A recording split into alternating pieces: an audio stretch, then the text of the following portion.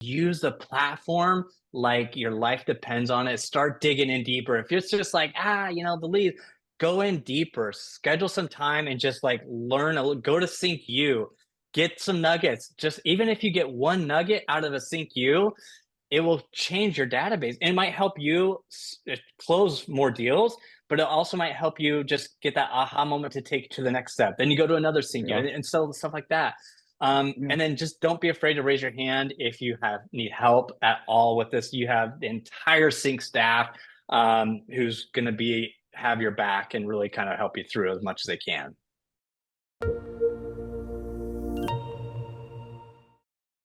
Greg, thank you for joining all of us here. Longtime Sync client Greg is, and in Idaho, I'm sure you're probably cold too. So I have to be careful of how cold. I'm not sure. But yeah, brother, thank you for joining us. And I love how awesome you've been, not only in our Sync community, but just even outside the community with just trying to help agents. So one thing we want to try to do this year in 2025 here at Sync is build a better community for you guys, give you guys ample opportunity to not only connect with each other, but why recreate the wheel when others have done it? Let's share those best practices so we're all winning and we're all doing this thing together. And if I ever speak and you can't understand me, because I do have that Charleston, that Charleston twang comes out, folks in the chat, please let us know. Greg's been kind enough to say that he's down for an interactive session with you guys today. So anything he talks about, his journey and how he's used the platform, please feel free to ping those questions. And Greg, I'll let you, if you don't mind introducing yourself and, talking to everyone about the journey. Yeah, man, appreciate it. And I love seeing where everyone's from. Southern Yeah, California, same. Tennessee. I love it. So we got people from all over. So I hope I deliver something of value for someone on here. But yeah, so I've been a Sync client since 2013. I started with Sync in Oregon, a little town called Bend, Oregon, where I grew up. And Nice. we made a decision as a family that it was time to maybe leave the hometown. And we parachuted into a brand new market here in Boise, Idaho. We didn't know Okay. anyone. We didn't, I didn't have any contacts. And so I needed a way to get, business and Sync Yeah. for me, Sync was it. And so I stuck with Mm. Sync and I'll just kind of share some personal stuff because the more authentic I Yeah. can be, I hope I can relate to someone who may be feeling a little bit this way. But when I first moved here, I was so burnt out of real estate, man. I was so done, Troy. I did not want to sell another house. And Oh, the thought of starting over was really defeating mentally. And yeah. I didn't want to do it. And so I sat and I had leads still coming in and I would just let them fall in. And I just thought, well, the system's going to work them for me. If something happens, great. But I had a team in Oregon. I had my own brokerage in Oregon and I was burnt out. I just was gone. And we have 4 kids and we're starting a new school, right? Yeah. Kids were already, the family was already upset with dad. So we were just, my wife and I, we'd been here for a little while now, and I was doing nothing. I was doing nothing all day, and I was enjoying it. I was Yes. enjoying it, Sales, hey, sales guys do have that tendency sometimes. We when the opportunity comes, we'll get to it tomorrow. No biggie. Yeah. And so I was laying in bed and my wife had her back to me and she rolled over just bawling her eyes out. And she's like, Oh. this is the first time since I've known you that I don't have confidence in you right now. Like, I Mm. don't think you're going to get us out. And school supplies were coming and the money was tight. You have that suffocating feeling of no income as being, self-employed. Yeah. And I just remembered that image of her, or just, I think about that often. And I think about, yikes, what have I done? And it reminded me of all the conversations I had with my grandpa in his trailer. He lived in Mm. a trailer, and he Yeah. had all these ideas of things that he wanted to do in life and all this stuff, even at his age, but he never did them.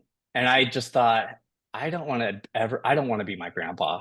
I don't want to Yeah. be, I love him, all that, Yeah. but I don't want to be 85 laying in my trailer just thinking about all these things I could have done, all these ideas. And so with my wife saying that she's lost confidence in me, thinking about my grandpa and all of his business ideas, I thought, you know what, Greg, it's time to man up and get to work.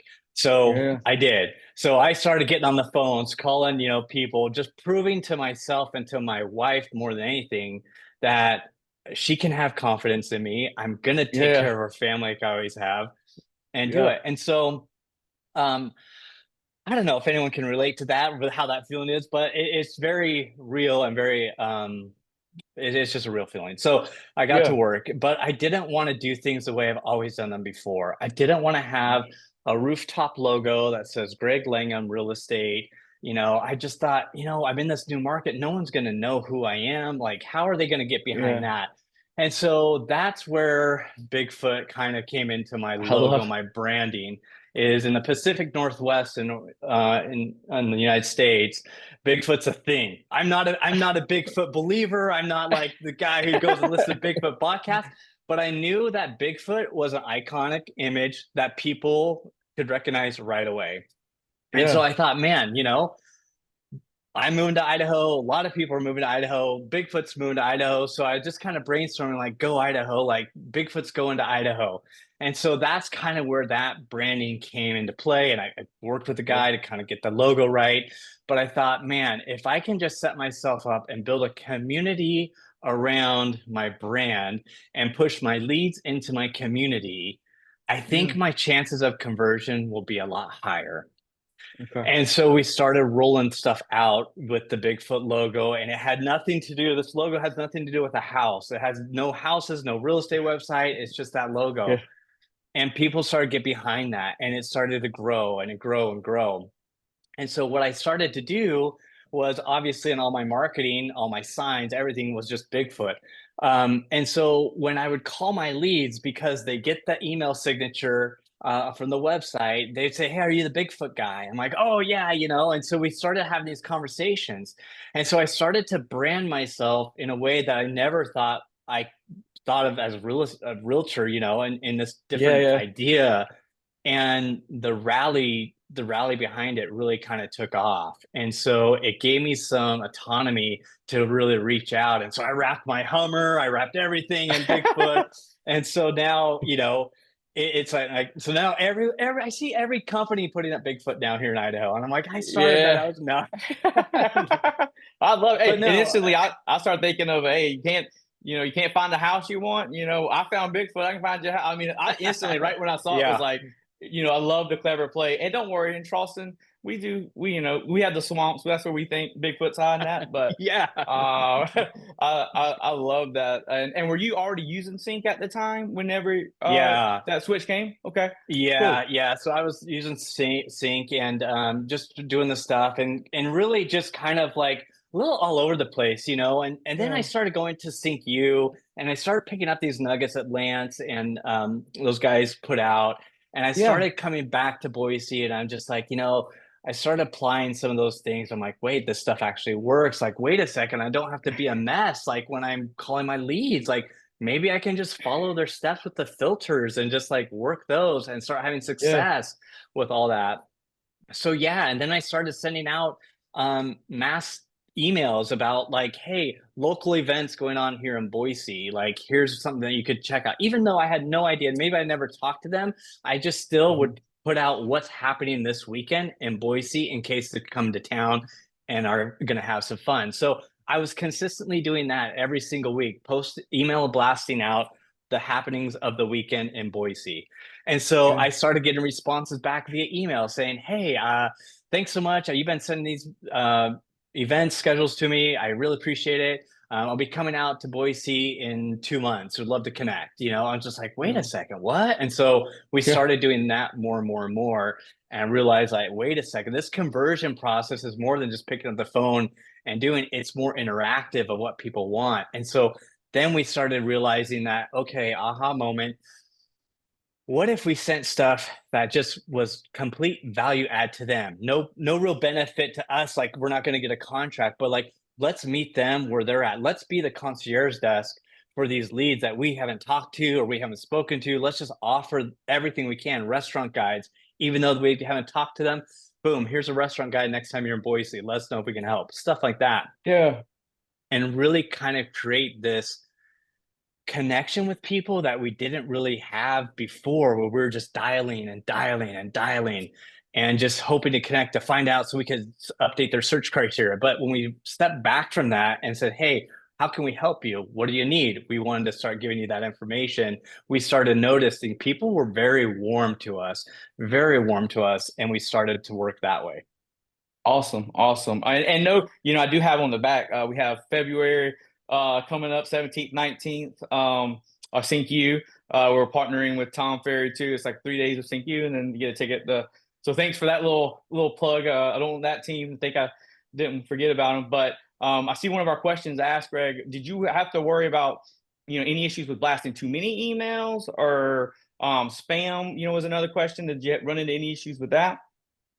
I didn't know, right? So I didn't Okay. know, and so I just sent out, and Okay. now I'm more aware of that. Like, hey, what's the and so, but at the first to just kind of I wasn't concerned about that. I just wanted to connect more than anything. I wanted to offer value. So now because I think it's become more of a hot topic than anything. It's email deliverability. So yeah, I'm more aware of that now than I was when I moved to Boise about 6 years ago. So let's kind of put that Yeah. into context.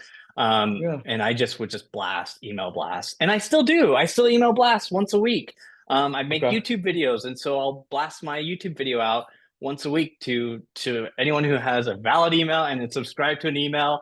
And I take out anyone who said, F you or don't bother me or I hate realtors. I Yeah. take those Yeah. people out. I send it to everyone else. Yeah, awesome, awesome. Would there be for other folks that are maybe trying to, grow their brand in their community, what would be that first step you would suggest that they take in doing so? Is So it just being like that resource, or is it brand specific? If you had to say like parting before the horse, or yeah. Yeah. which So would you say? I think, and I talk to realtors across the country who ask me about branding.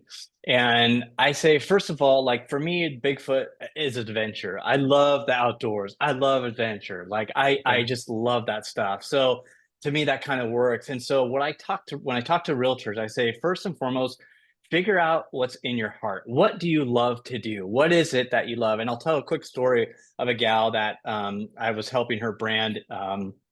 Down in south part of the United States, and she was just so frustrated, so burnt out, and she's like, "Dude, I don't have any joy in selling real estate. I'm successful, but like if I don't take another listing, I'm not like dying. Like I just don't have it anymore." And Yeah. so I said, "Hey, let's do some homework, figure out what you love." And she came back and she's like, "You know what?" And this was like, I was so blown away at first. She's like, the passion I have is end of horse care or end of life care for horses. She's like, that is just, I just think that horses should be in a field and die naturally, instead of being put down. And I'm like, whoa, like that was out of Yeah. left field. I like, okay. And so I started working with her on maybe repositioning herself and coming up with some verbiage and a logo or something that was centered around that. And all of a sudden, she got so ignited with this idea of like branding her real estate team and her real estate company as kind of like the go-to for equestrian because she has Okay. a care of this horse and she started partnering with vets and she started doing all this and so she's built this team and this brand now that started with the idea of I really want to just like help people or help horses out, end their life peacefully and naturally. It's really spun into this whole thing where she is just like the go-to person to list any horse property, the go-to person to find any property for horses. So she was just taking whatever she could. And I think that's why Yeah. she was burnt out, but she wasn't doing what was aligned with her heart and with her passion. Another gal I worked with, they do Olympic training and another, I think it's like in Florida or something. And there's like this hill that's perfect where a lot of Olympians fly into to train on this hill. And same deal, she Yeah. realized that she was an athlete in high school. She was a runner. She did track. She set the record. And she got lost in the minutia of we got to call, you got to talk to X amount of people, you got to do all that stuff, which is important. but it took Yep. away from what was in her heart. And so we rebranded her in a way that she could really start going down like the athletics. And so she started working in more of the athletics, started connecting with high schools and started being the go-to realtor, and sponsoring track events and being a little bit more than she ever thought she was. And she wasn't even involved with that stuff before. She wanted Yeah. to be just on the side, but now she embraced it and really built this community. And so with these two examples, which are polar opposite, we started having them build their private Facebook groups that she could start Okay. inviting groups of people into and started inviting her leads into. So her leads from CINC has started getting pushed into her private Facebook groups, where now she was the mayor of this group, that she controlled Mm. all the content, she controlled the messaging. She was the only realtor, and they were the only realtors allowed in it. She let her lending partners in who partner with CINC, and she also would start sharing properties from her CINC platform into the private Facebook group. So if you don't have a private Facebook group, you should get one, because that alone will just allow you to start marketing yourself in a whole different level. Awesome. Also, I just saw Stephanie just comment. She's got a private moms group. I am a mama's boy, so I can definitely appreciate that. That's awesome. That's even something on my side. I think if you sell anything, that really putting your brand and having a group, because it, like you said, it helps you grow your brand, but it also helps you get in a genuine way to the masses without having Right. to like send it to a bunch of folks or things like that. And I know you mentioned YouTube. I've had talked to a couple of clients that have had some success growing some YouTube channels, and I think they might do some advertising on their own that kind of leads to some more branding there. What's your YouTube up to now? Because I know you hit a subscriber mark recently. That's pretty big, didn't you? Yeah, Um, we just hit over 1 million views, and we're at, yeah, yeah, so it's pretty yeah, awesome for a guy just, yeah, yeah. talking about real estate in a We're gonna say, small love city it. here. Yeah, yeah, yeah. No, no. I mean, it just shows that and that's added information that you can reuse. You can always context for folks. Uh, in setting that, because I know we have so many awesome clients on the phone. What would be, because you help other clients, and you like, is there a common theme that you hear? I like how you said passion. People trying to find their passion again. Is there maybe some ahas that you commonly hear when talking to other agents of that they're not using it sync they might could share to help grow that, or to help just their business in general, whether it be certain tags or certain segments, whatever it is. Any kind of overall theme, or is everyone pretty much different and depends on the struggle for that individual? No, I think like if I'm just thinking about like the people I talk to across the country and in Canada who Yeah, have sync, I think the biggest thing when I help them out with their database or anything is just it's a little unorganized. yeah, So organizing the database by just having, I try and teach. Well, I teach my team. I'm an active user in Sync. I still get on the phones. We still do that. I have 7 agents with me. But I keep my Sync database organized like a grocery store. So like when I go into a grocery store, I want to go down the bread aisle and I just want to see bread. I don't want to see, chips. I don't want to see fruit in that aisle. I just am going down the yeah, bread. So that's, I think, the biggest takeaway that I help agents really kind of understand is once your database is organized really cleanly with the right labels, the right pipeline status, you will start to see Sync system really start pushing all those hot leads and those good leads right up into your platform to start working deals. And it helps relieve a lot of that stress and anxiety of like, I've got so many leads. I don't know who I should be calling. I don't, when you organize it and apply the proper labels and kick off the auto tracks for bad phone number or wrong info, that Sync has built, you start to have peace of mind and can just focus on. So that's one little aha or takeaway that I've noticed in working with other Sync clients and helping them get their database a little bit buttoned up. I think the other thing that I hear a lot, and I touched on this earlier, is just the passion for real estate and doing deals. It's so like mm, it's such a bummer right now because so many people have lost that because we see so many people, so many coaches, so many influencers posting certain things on Instagram or in coaching private Facebook groups or in real estate Facebook groups about their success because they called 100 leads a day, they triple dialed, and they set 4 appointments, and so if you're not into that, or if it's not working for you, it can be defeating. And so people have kind of lost that passion for like Yeah. helping people buy and sell and do an amazing transaction. And that passion, when you have that passion, whether it's a mom's group, or a investment group or anything, you start to notice that the doors start blowing wide open in networking groups, in other business avenues. You can start. It's so much easier to go in and ask to like highlight a business if you're doing something. They see your social presence, they'll want to contribute to your group because of what you're doing or the cause or whatever it is. And so it's a great way for you to then raffle off, things in your group by using a text system like, hey, text gift card to that number to get some partial leads going to help that conversion process. And so that's what it's all about, is just organizing, finding the passion, putting them in that little mouse trap that you've created through your brand, your logo, and just kind of keep humming and keep working them with the database and with the platform and setting those reminders. Oh my gosh, the reminders that we have in Yeah. CINC, how many, past due reminders, or we set reminders and forget it. So I think also treating those reminders that pop up to do as brand new leads will help you tremendously in the conversion. Cool. Is there, when you have new identity 7 agents, is there Yeah. a way for, like one of the folks saying how to get better organized? Is there like a couple tips that we can share to make sure their database is better organized, or at least rules that you follow, either whether you're teaching someone or you and your team, to how you kind of really set that organization in your database?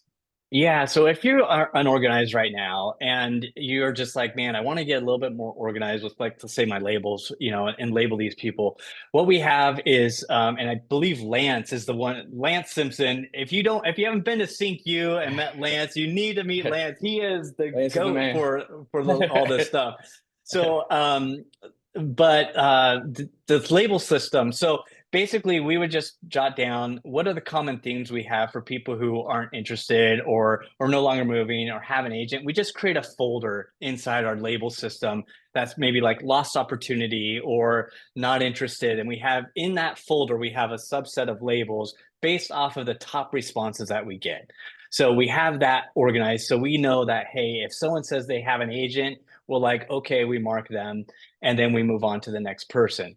And so we do that with different things like our referral partners, our vendors. We have labels. So if we can refer or organize that way, if we have clients who are needing inspections or whatever, we can just do it that way. Yeah. So I would say just kind of keep mental notes if you're unorganized. What are some top things that you hear people tell you when you're talking with your leads? And most likely it's they already bought a home, they're not interested, they're just browsing, or they are a realtor, or leave me Yeah. alone. Yeah. So Yeah. I would just start with that and kind of work that. And as you work the database a little bit more regularly, I think you'll start to feel less overwhelmed. Any And rules? so, Any yeah. rules with your agents that you set up for that, so that they getting kind of creating just better habits when they come on, or when they first started with you? Yeah. So first of all, I don't let them create any labels. Like they can. So the labels I have in there are the ones that we use. So I Okay. don't let them adjust anything because we'll get so many different labels going on. So that's rule number Yeah. one. Rule number Cool. two is they have to spend a minimum of 1 hour a day in the database, minimum, to have their leads turned on for them as a team. So I look for them to shoot for 50 dials out of the database every single day. And we have a requirement that one warm handoff per week to our lending partner, who helps us with sync and who's awesome. So Yeah. those are kind of the big main rules. But as far as like, the training to SOPs, the standard operating procedures, that's something I do with them on an individual basis when they onboard with us at our group. And then we just track that. So I have created on my operations side just a label that I can flag when I go in and audit their leads for the week. I can just create labels, and so that's or create that flag, put that flag label on their leads. So if I have questions or if they did something wrong, I can reference that and we can Coach them talk through about it. that. Yes, Cool. exactly. Cool. Yep. And do you meet with them weekly, bi-weekly to coach them? So we're Um. all, yeah. So I run a virtual team. They're all Cool. here local, but we're all in different areas, and so we meet every other week in person at a coffee Cool. shop and in a grocery store. Yeah, That yeah, works. yeah. That's kind of mid. But we do Zoom meetings every other week. Then we're not virtual or Nice, that we're not in nice. person. Yeah. Yep. I did see someone asked if you mind sharing your labels. Would that be something Yeah. that you'd be Happy up, to. up for? Happy Cool, to. Yep. Absolutely. cool. I see some other questions I haven't gotten from Mitch. What would be do you use any other tools like with the AI or the home app, but any of those tools you want to share or use or against? Yeah, no, I mean, I think there's a place for it. So I don't use the AI right off the bat. Okay. So I use my own. I built my own auto track for new leads that coming in. Yep. Um, just we've just found for us, it's just the messaging's a little bit more tight and it kind of matches. And when they get a text message, that's random. So we've just created a little backstop, and I just have it for the new leads because, like I said, we can't have those P1s sit in there more than 24 hours. That's just if Okay. that's then that's a coaching call with me with one of my agents. So but I understand that agents are busy. We're showing house, we're running kids, and so we have those auto texts come in that I've set up for the team just to, if you use a baseball analogy, just to be our backstop in case we can't get to those right away. I like her. So yeah, so for they don't sit in 24 hours. What about those that maybe you never got an interaction? Do you have any rules of engagement to share with the team, or do they go to one person? Like if let's say Troy signs up and he just never joined, never kind of gave an interaction to anyone on your team. Any best practices that you've seen work for you guys? So we run the pond account. Okay. So first of all, like all my team members, they're only allowed to have 50 leads in their bucket at a time. And I got this from Lance at CINC. I think this is how he runs his team. But it's at first it was just round robin. Like I didn't care. Like they just would go, go, go, go, go. And then we just had deals falling through the cracks left and right. And I'm like, this is a mess. Like, what's happening? These leads are coming through, but they're already buying. And so my agents get so tired of trying to follow up when they're busy working. And so when Lance suggested that, hey, man, like you guys really should have about 50 to 60 agents per or leads per agent, I had that conversation. And at first, I had agents leave me. They said, no way. We joined your team because we Really? want leads. We're out. And then I had agents who were just like, oh man, like that sucks, like I'm never going to do anything and my business and goals and all that stuff. But the agents that stuck around, their conversion started going through the roof because they were only focused on 50 leads at a time. They didn't have 300 or 400 that are trying to filter through. So with their leads and our pond, the pond hosts those people that if we've made 10 to 12 really solid attempts with calls, text message, we've set up their custom search. So they're getting the right properties based off kind of like where they looked around and price point. If we've done all that and they're still not connecting with us, plus they're getting a weekly email from me from like a YouTube video, a restaurant guide, or happenings this week, and they're still not interacting, I give my agents permission to request them to get moved over to the pond to let the pond do the heavy lifting, keep sending the property alerts, getting the email blast. But my agents are focused on 15 to 20 hot leads that are going to be transacting in the next 0 to 90 days. That's it. Okay. And so if they have someone in their bucket that is like 4 years out or 3 years out, man, they're not going to want to keep following up with them and keep that spot filled in their bucket or in their personal bucket for someone Yeah, yeah. who's they want someone who's a little bit more warmer. And so there's a lot of back and forth that we're transferring leads in and out of because even in the pond is not a garbage can for the leads. A pond is really where that long-term nurturing can really be a benefit. So if I have an agent who is transferring 7 leads out of their 50, so now they're down to 43, they'll go into the pond and start looking to see who's been the most active, who haven't we talked with in a while, and they'll move them over into their bucket to be at 50 and really start working them interactively. So that's a long answer for your question of, at what point do we, but we give Hmm. them 10 to 12 real solid, like college tries to get some Yeah, yeah. interaction before we move them over into our pond. Oh, beautiful, beautiful. Love it, love it. Because that's also the thing, I've been in the industry for 13, 14 years myself on the tech side, and we all forget there's plenty of ways to do it right, and it's Yeah. always nice to get them from here and there, and for everyone to create their own to what works for them. And I to assume the obvious, though I do love when we laugh of like, hey, we don't just send you don't just send the searches, right? So you don't just do that, but that is important as far as them coming back. um let's see if any other, um when people are overwhelmed, I see one comment, me trying to multitask. My wife says I'm not very good at it. What what do you any advice for, maybe they have too many leads? Do you have any rules for how many leads someone is gonna, should receive out of your team, or advice you maybe give others to kind of focus on when, you know, trying to get more organized all together with either their team or database? Yeah, so again, I kind of go back to just keeping 50 leads in for each agent. 50. Good. Everything, so, and that really forces them to really have to make a decision of how aggressive do they want to follow up with this person. So Yeah. it's really, yeah. So again, it kind of is like at first, when you first try and implement this, like it's almost like your agents or even you feel like they're not going to close anything, like that's not enough. But realizing that, Sync's going to keep pushing those Google, Facebook leads into your, whatever lead source you have going on with Sync, they're going to still push that. So it's just going to force everyone to really implement. If you're a team leader, implement your strategy and your standard operating procedure for the lead flow. And if you're a solo agent, you're just onboarding all these leads, it's really going to force you to say, okay, who are my top 50 that I really want to work with? Who are my good? And then just have to, create a label or get something to kind of filter that out so you're not overwhelmed completely with seeing 16,000 leads in your database and you have no one helping you. So,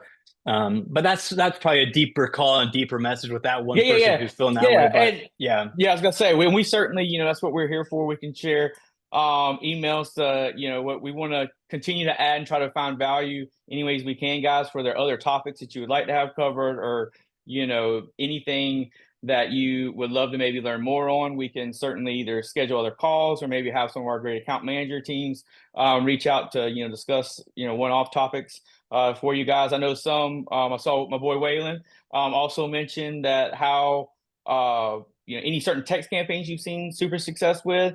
yeah, yeah. There's one that I just did with. I was on a call with another Sync client up in Canada earlier today, and we just sent out a text to about 200 of our leads while we were on the call together. And it was just, because the weekend's coming up, and it just said, hey, first name, this is, agent first name in your favorite city. I had an appointment cancel on me for this weekend, so I have some availability. Would you like to grab coffee or look at some properties? Question mark. Send. Boom. Oh my gosh. It was like she started getting text responses. Hey, not there yet, but coming out in 2 weeks. Another response was like, I'd love to. What properties do you want to show me? It's just like, what? So she set an appointment right then and there. Someone was like, hey, do you have the right email address? So she's able to update contact information. That's one that works really, really well because it's non-threatening. And it's like Yeah, just acknowledging that you're human. Hey, I had an appointment cancel. I got some availability blocked out for you for showing houses or whatever. So I'd love to meet you if you're in town. yeah, Easy text to send out. So that's one cool, that is just super, super slick and works. awesome, awesome. Appreciate that. Another Yeah, point that one of the questions, sorry, Troy, you're good. that I get asked all the time is, do I have an ISA dialer? Do I have someone dialing for me in the Philippines and I don't. I have my agents are responsible. If I'm giving them leads, they are Yeah, calling for 1 hour in that database. They're making their 50 dials. They report that.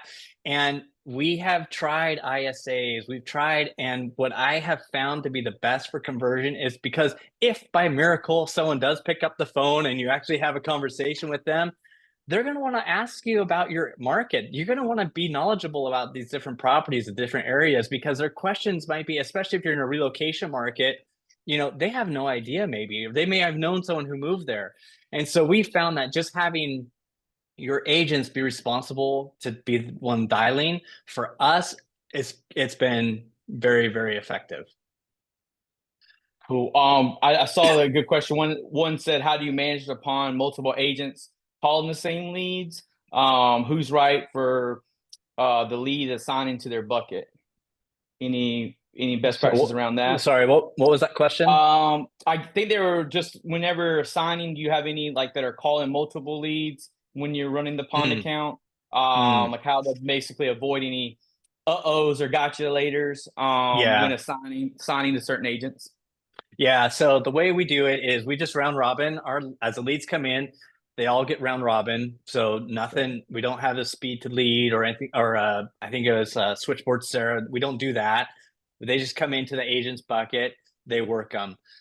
If we are in the pond account, we may be calling multiple people at the same time in that pond account, and we might cross shoelace or cross pollinate because when you put a lead over into the pond account, we basically are calling from the Go Idaho real estate team. We're not calling Mhm. from Sarah's personal phone. We're not calling. So this is like, hey, and if they pick up, we'll like, oh my gosh, I just talked to Greg from your office. He's got me all squared away.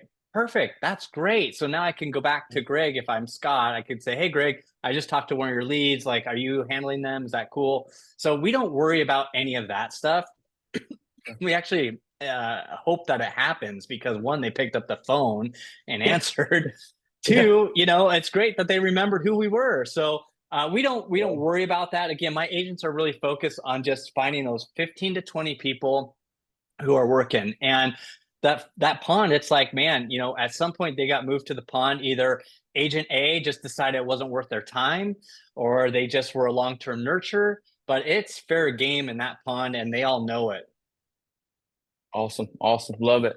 Let's see. What am I not asking my man while I got him? I was stuck when you said working with someone in Canada. One shocking fact I always give people is my grandfather was Canadian.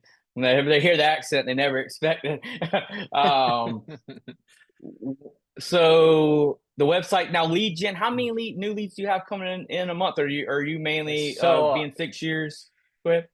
Well, so someone just asked me that, and I just ran yesterday from January to today. We're right around 97 leads that flopped into our Okay. platform. So that's Cool. where we're at. Like I think I saw a question in the chat about non-answer. Yeah. So my issue is that non-answers and follow-up. So I just kind of set the expectation with my team that even though I still require the 50 dials per day, I know and they know because I've drilled it in their head that we're probably not going to talk to them. That's just the reality. I do not answer my phone if I don't recognize the number.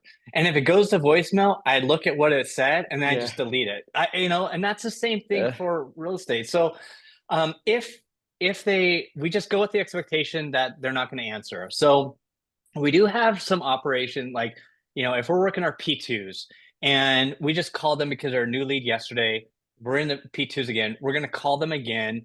This time we might send a text message follow up that says, hey, just tried to reach out to you. Is there a good time to chat? That's all. So we really go with we do not want to bother them. We don't want to like harass them. Yeah. We just want to offer that because we're going to keep calling them for the next 14 days. As long as they're in that Yeah. P2 filter, they're going to hear from us. Yeah. And then sometimes we do leave a voicemail. So I use a CINC auto dialer. I highly recommend it because it's just so much more efficient. It pauses for you to enter the notes, all that stuff. It just keeps it. And then as a team lead, it kind of shows you every report. I think around 2:37 a.m. I get the report of how many dials every person made and how many contacts. So it's a good check and balance with your team. Highly recommend it. But so with the voicemail, I don't do a ring list. I just let it ring, and then I pre-record the voicemail. It says, "Hey, this is Greg in Boise. I was hoping to connect with you. I saw that you came in. I sent you a text, few emails. Want to make sure you got the property I emailed yesterday. That one looked good. I'll go ahead and shoot you a text, and hopefully we could connect that way. Let me know." So then Yeah. that voicemail gets dropped, and then I send a text. Hey, this is Greg in Boise. Just left you a voicemail. Let me know. So it's just really like proficient, just efficient and short and sweet. And it gets curiosity for them to be like, Yeah. wait a second, he sent me a property. I'm not seeing it. Maybe it went into my spam folder. Like, you know what I mean? And so then Yeah. they reach out and call back. Cool. Love it. Love it. Um, let's see. Let's see. You asked a question about the voicemails. There was some wondering, how you do that. Any video texting within your group No, or we okay. don't.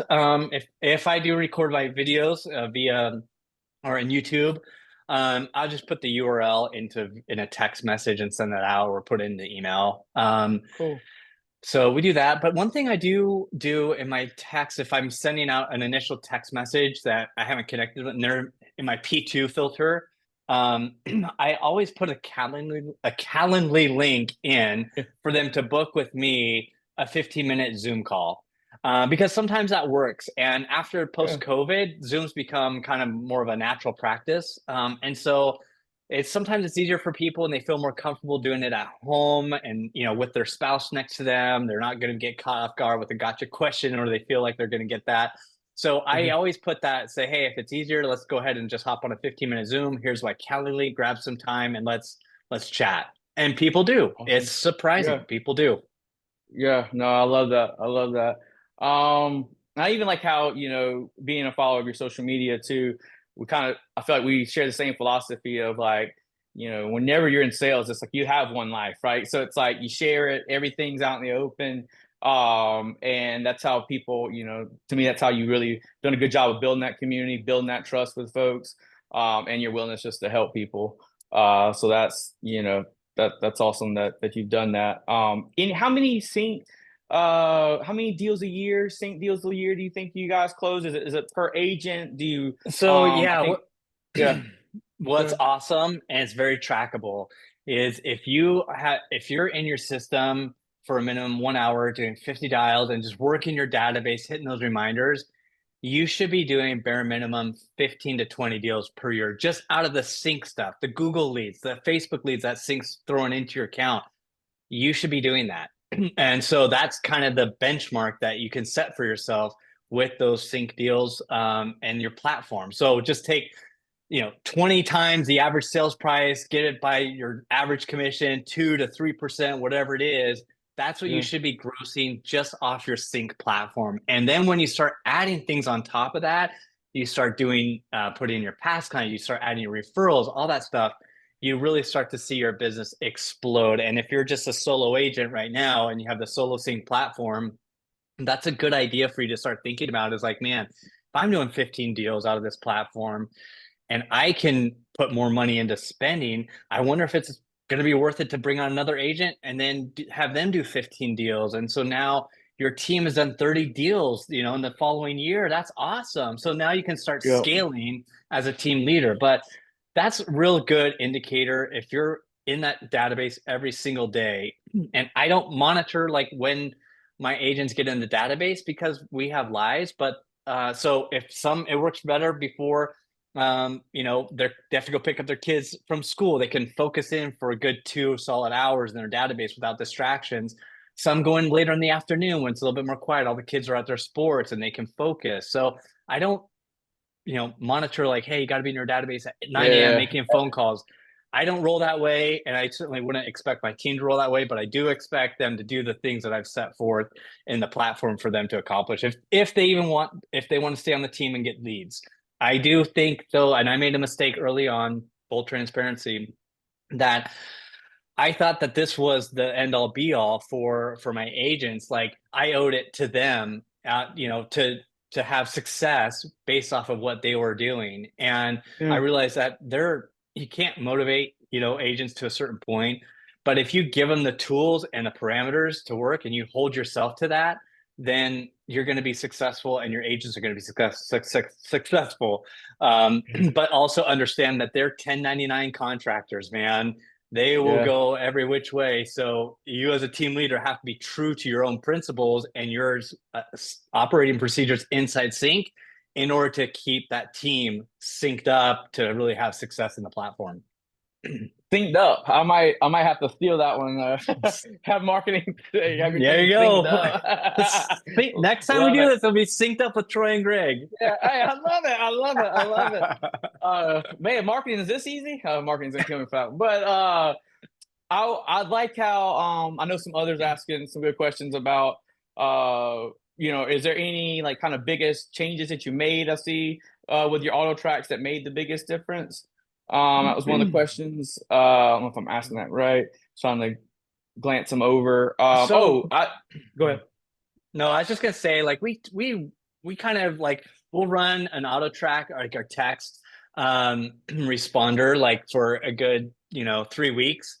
And then we'll throw it into chat GPT. We use chat GPT like crazy for messaging and stuff, and say, hey, um, tweak this to give us three different text messages that kind of look like this, but have a higher or like may generate a greater response. And then I'll track that and put that in there. So I'm kind of messaging them up, mixing them up, and switching up the messaging just to find the right sweet spot. And also, I think it kind of helps and I don't know, I'm no back end like tech guy, but I don't know if like changing the verb, like I've heard, and maybe Troy, you can speak to this, but like I've heard that if you just have the same text message constantly going out, does that like hurt It the it, it does. It's deliverability? kind of, well, it's kind of why I like AI, but that's why I asked the question earlier.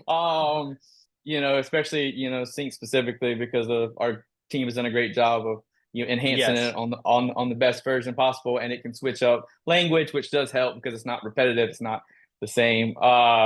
But and I think Danielle even shared some of those stats in the group that we could probably reshare because it might have been in a comment section somewhere that I don't know if everyone saw.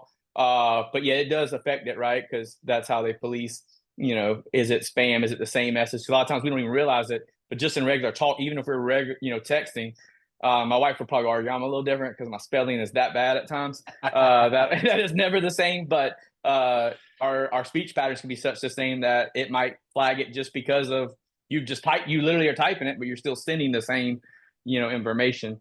But that is a good call out. 6 years, 6 years. That's like I'm gonna need a hoodie next time I see you though, because I do like the hoodie. Yeah, It'd dude. be it'd be great to be repping it out in that ice for me today.